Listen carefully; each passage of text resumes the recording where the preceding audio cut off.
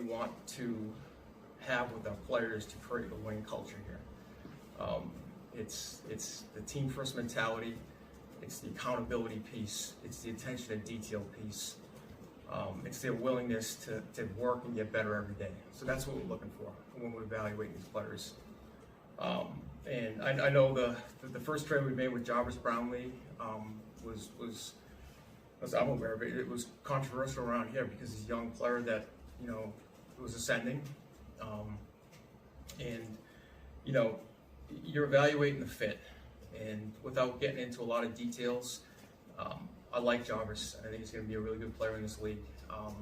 We don't have the culture right now sometimes to help guys develop right now, and we thought at the time just some of the habits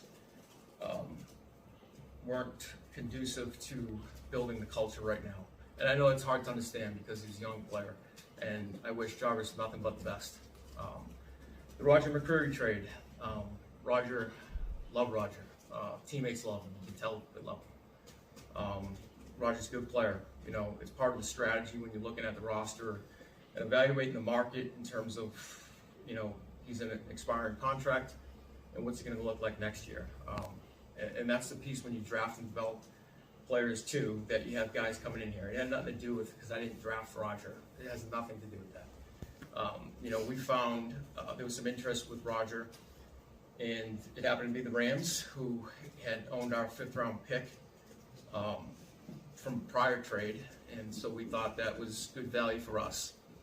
Where we were at in the draft, we were missing that 5th round pick, so we had a 4th round pick, which was the beginning of the 4th, and then we have a 6th round pick, which was the beginning of the 6th. So that's about an 80 spot move if the draft had happened that day. So we thought that was good value, really just getting that pick back, and that's the reason why we did it.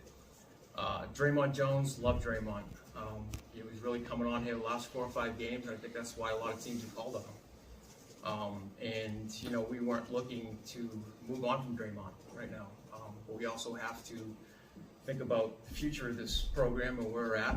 And we had a chance to acquire a pick that from Baltimore that could be a high pick in the 5th and potentially could turn into a 4th round pick. So let's hope the Ravens go to the playoffs and Draymond has 2 more sacks and we get a 4th round pick out of it.